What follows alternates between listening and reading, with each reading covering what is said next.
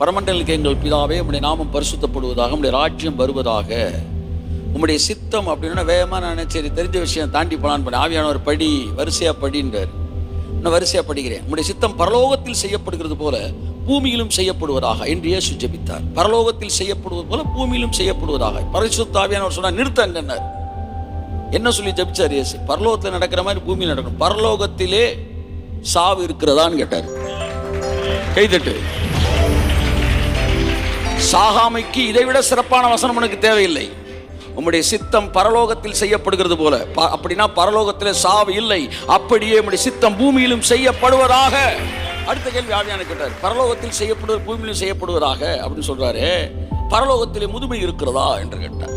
நான் கேட்டேன், முதுமையில். அப்படி என்றால் பூமியிலும் முதுமை இல்லை, முதுமை இருக்கக்கூடாது. உம்முடைய சித்தம் பரலோகத்தில் செய்யப்படுகிறது போல பூமியிலும் செய்யப்படுவதாக.